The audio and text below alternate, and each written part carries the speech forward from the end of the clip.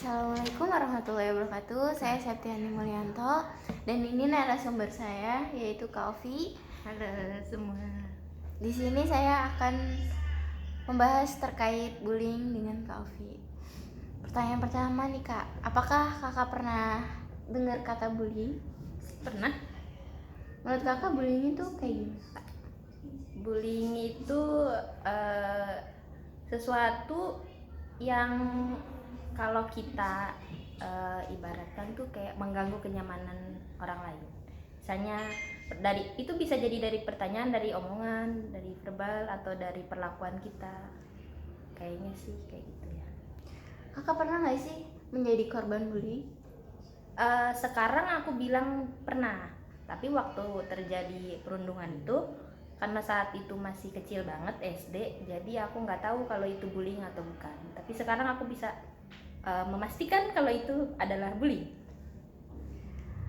Boleh tahu sedikit Kakak menjadi korban bullying? Waktu SD kelas, pokoknya dalam 6 tahun SD itu. Jadi kan itu harus dijelasin semuanya. Sedikit aja. Oke.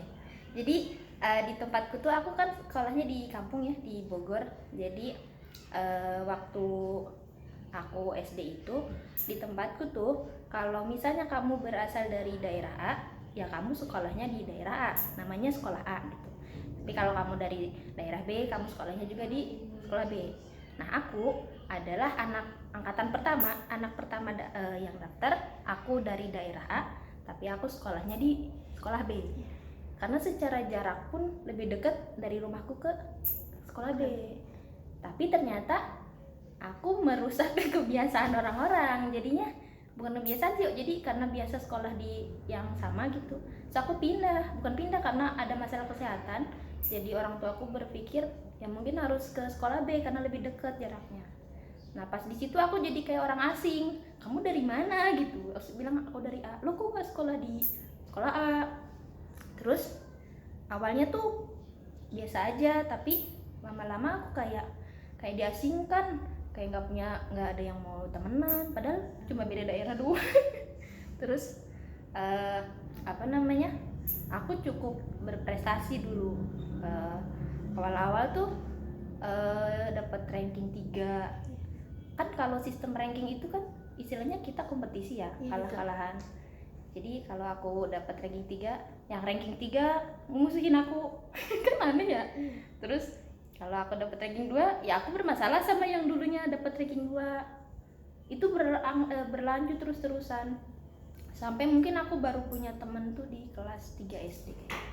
Berarti mereka merasa iri gitu ya sama kakak? Iri, tapi aku juga bingungnya ya iri cuma karena aku beda daerah gitu. Iya. Karena aku kalau pulang sekolah kan aku sendiri.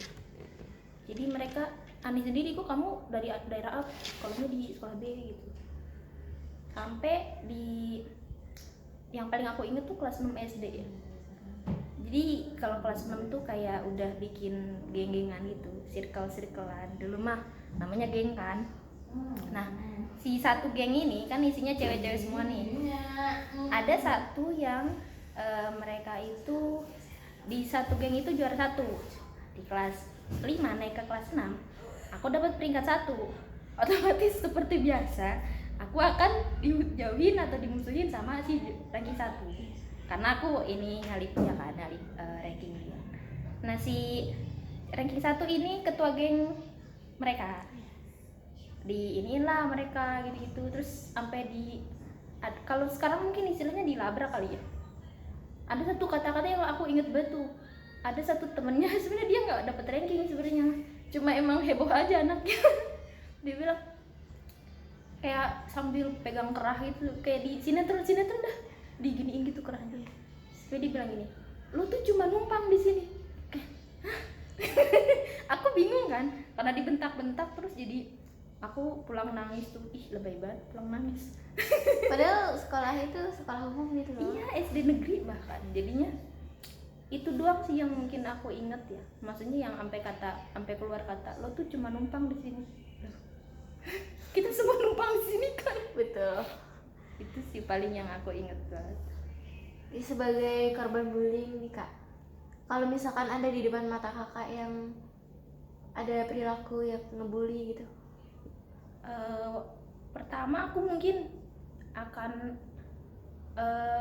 berusaha semaksimal mungkin ya, sebisa aku untuk menghentikan itu. Kayak misalnya kalau di jalan-jalan suka nemu orang yang lagi gangguin gitu, dia kayak anak SMP gangguin anak SD, sebisa mungkin aku akan menghentikan itu gitu, kayak apaan sih gitu-gitu. Karena aku pernah ngerasain jadi si anak yang dirundung gitu, jadi lebih sensitif mungkin kalau lihat yang kayak gitu. Kok sedih ya? Apa nih pesan kakak untuk korban bullying? Untuk zaman sekarang sih mungkin hal yang paling pertama, kita harus cerita ke orang lain gitu, istilahnya speak up gitu ya, entah itu ke teman yang sportif ke kita, atau mungkin kalau nyaman ke orang tua sih sebenarnya. Karena dulu aku kurang dekat sama orang tua ya waktu kecilnya, jadi dan nggak ada teman juga di situ, jadi semua itu ya aku telan sendiri aja gitu. Tapi kalau zaman sekarang, kalau misalnya punya teman deket gitu ya cerita ke teman. Kalau punya orang yang kayak anak yang deket sama orang tuanya, ya cerita ke orang tua gitu. Kalau misalnya emang bullyingnya udah parah banget, sebenarnya udah sangat bisa ya sekarang dilaporin ke pihak berwajib. Apalagi kalau bullyingnya kayak udah tindakan kasar gitu-gitu. Sekarang kalau zaman sekarang polisi udah mulai ini ya, kayak ngerespon gitu kalau ada perundungan atau apa-apa. Berarti sih kalau jadi korban bullying harus cerita, jangan takut. Toh sama manusia ini kan sama-sama makan nasi. Oke, terima kasih Kak Alfi. Sama-sama. Sudah menjadi narasumber pertama saya. Aku emang Assalamualaikum. Dadah semua.